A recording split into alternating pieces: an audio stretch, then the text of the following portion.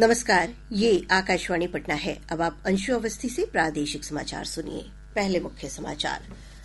वक्फ संशोधन विधेयक आज लोकसभा में पारित होने के लिए पेश किया जाएगा। केंद्र सरकार ने बोधगया में बौद्ध ध्यान और अध्यात्म केंद्र बनाने की परियोजना को मंजूरी दी। लोक आस्था के महापर्व चैती छठ के दूसरे दिन आज व्रती खरना का अनुष्ठान करेंगे। और मौसम विभाग ने कहा, अगले 48 घंटों के दौरान बक्सर, कैमूर और रोहतास जिले में कुछ स्थानों पर बारिश और वज्रपात की आशंका। अब समाचार विस्तार से। वक्फ संशोधन विधेयक आज लोकसभा में पारित होने के लिए पेश किया जाएगा। अल्पसंख्यक और संसदीय कार्य मंत्री किरण रिजिजू ने बताया कि सदन में विधेयक पर चर्चा के लिए 8 घंटे रखे गए हैं। उन्होंने कहा कि कार्य मंत्रणा समिति की बैठक के दौरान इस बात पर सहमति बनी है कि सदन की राय जानने के बाद चर्चा के लिए समय बढ़ाया जा सकता है।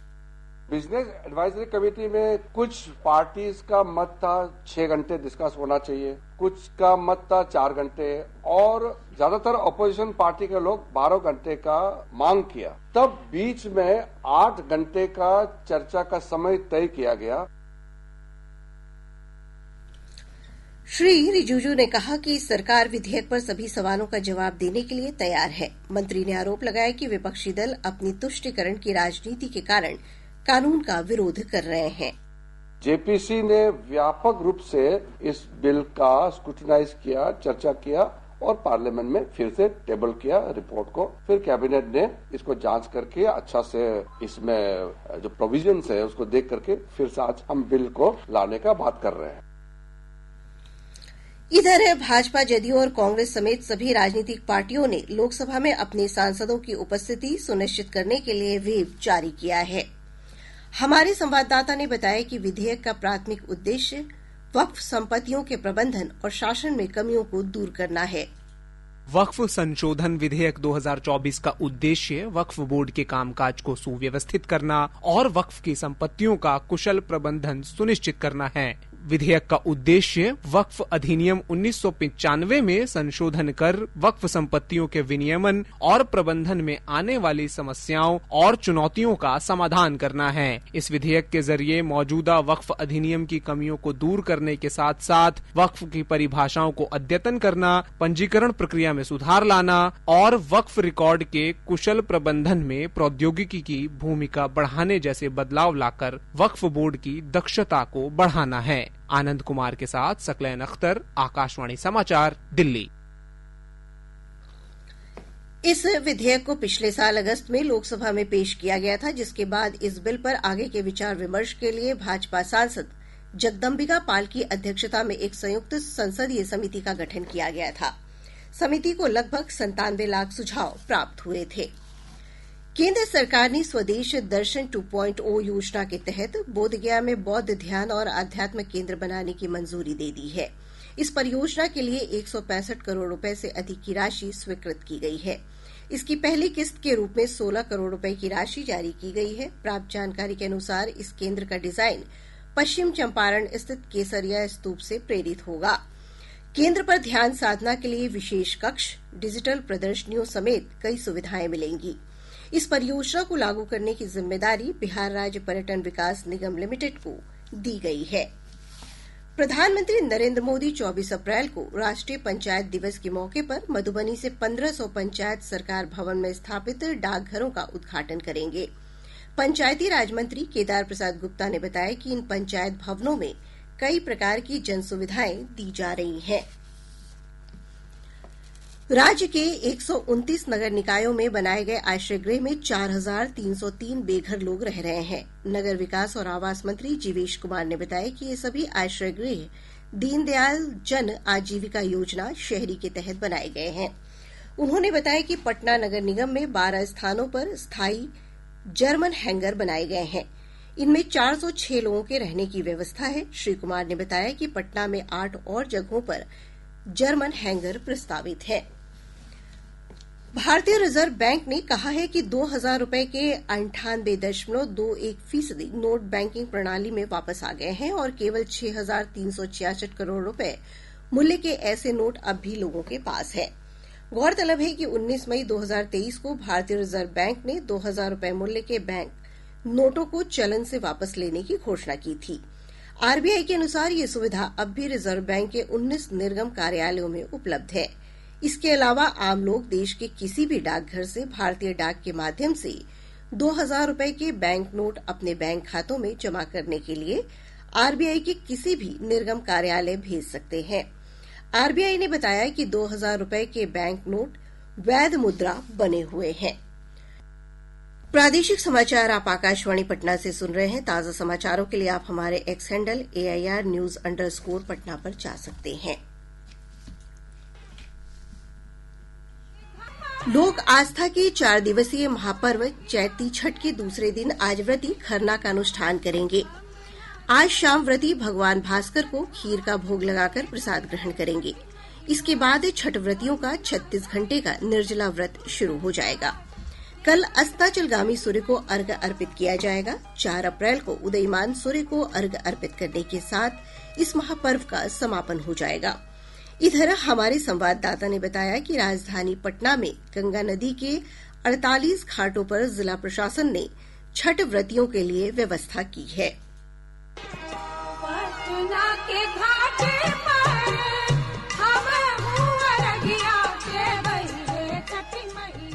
गंगा घाटों पर शौचालय, चेंजिंग रूम, वाटर टैंकर और चिकित्सा की व्यवस्था की गई है। जिलाधिकारी डॉक्टर चंद्रशेखर सिंह ने बताया कि सुरक्षा की दृष्टि से पर्व की समाप्ति तक नदी में नाव परिचालन पर रोक लगा दी गई है। इसके अलावा प्रमुख घाटों पर सीसीटीवी कैमरे और ड्रोन से भीड़ की निगरानी की जा रही है। महापर्व छठ को लेकर राजधानी पटना में यातायात व्यवस्था में भी बदलाव किया गया है। कल दोपहर 2 बजे से शाम 7 बजे तक अशोक राजपथ पर व्यावसायिक वाहनों का परिचालन बंद रहेगा। वहीं अटल पथ पर भी जेपी सेतु से सोरपुर की ओर जाने वाले सामान्य वाहनों पर रोक रहेगी। आकाशवाणी समाचार के लिए पटना से आशीष रंजन।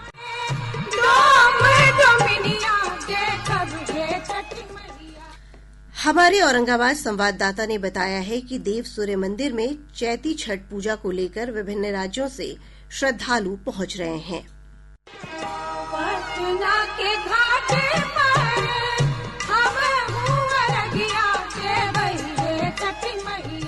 औरंगाबाद जिले के ऐतिहासिक, धार्मिक और पौराणिक स्थल देव में चैती छठ व्रत के अवसर पर लगने वाले विश्व प्रसिद्ध 4 दिवसीय छठ मेला में बिहार के कोने कोने और देश के विभिन्न राज्यों से श्रद्धालुओं और व्रतियों का तांता लगा हुआ है।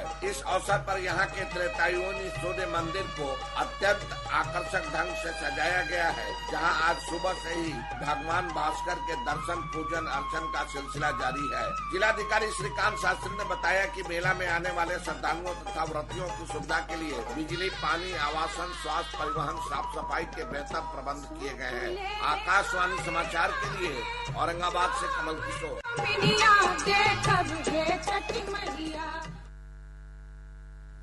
मौसम विभाग ने अगले 48 घंटों के दौरान बक्सर, कैमूर और रोहतास जिले में कुछ स्थानों पर बारिश का पूर्वानुमान व्यक्त किया है।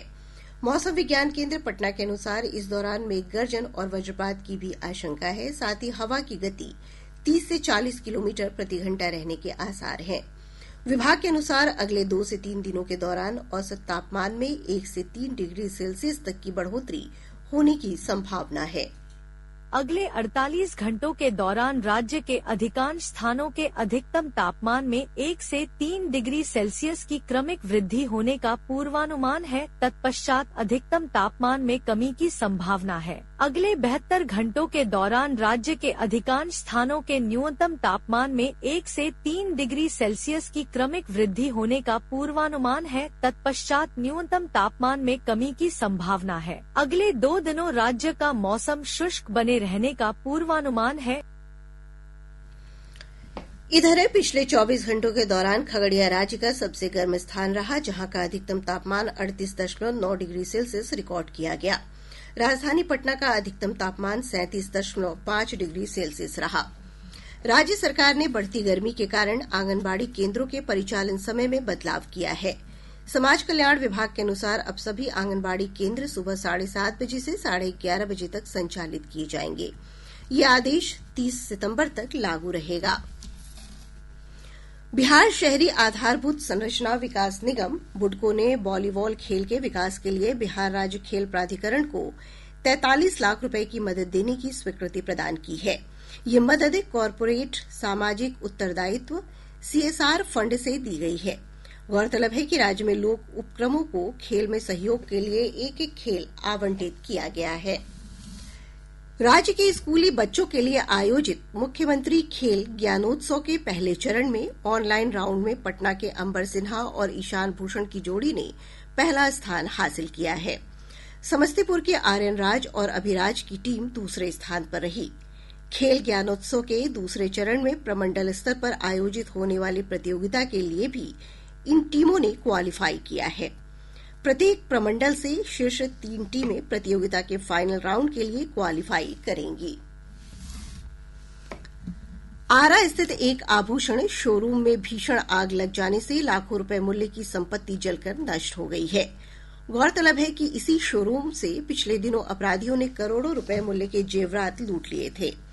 इधर समस्तीपुर जिले के मोरवा प्रखंड के चकपहाड़ मोड़ में आग लग जाने से सैकड़ों एकड़ में लगी गेहूं की फसल जलकर नष्ट हो गई। दूसरी तरफ पश्चिम चंपारण जिले के मझौलिया प्रखंड के सरीसवा वार्ड नंबर 9 में शॉर्ट सर्किट से लगी आग में 1 दर्जन से अधिक घर जलकर नष्ट हो गए। अब पटना से प्रकाशित प्रमुख समाचार पत्रों की सुर्खियां। आज के सभी समाचार पत्रों ने अलग अलग खबरों को प्रमुखता से प्रकाशित किया है। हिन्दुस्तान ने अंतरिक्ष यात्री सुनीता विलियम के हवाले से लिखा है, अंतरिक्ष से अद्भुत दिखता है भारत। दैनिक जागरण ने गुजरात में पटाखा फैक्ट्री में हुए हादसे पर लिखा है, अवैध पटाखा फैक्ट्री में धमाके से 20 की मौत। दैनिक भास्कर ने पाटलिपुत्र विश्वविद्यालय में कुलपति और रजिस्ट्रार के बीच विवाद का शीर्षक दिया है। रजिस्ट्रार ने कहा, वीसी ने आदमी भेजकर धमकाया, वीसी बोले सारे आरोप बेबुनियाद। प्रभात खबर लिखता है, पूर्व मुख्य अभियंता तारणी दास के घर ईडी के पहुंचने का सूत्रधार बना संजीव हंस मामले का आरोपित। राष्ट्रीय सहारा और आज अखबार समेत सभी समाचार पत्रों ने लोकसभा में आज वक्फ बिल पेश होने की खबर को प्रमुखता दी है। और अब अंत में मुख्य समाचार एक बार फिर। वक्फ संशोधन विधेयक आज लोकसभा में पारित होने के लिए पेश किया जाएगा। केंद्र सरकार ने बोधगया में बौद्ध ध्यान और अध्यात्म केंद्र बनाने की परियोजना को मंजूरी दी। लोक आस्था के महापर्व चैती छठ के दूसरे दिन आज व्रती खरना का अनुष्ठान करेंगे।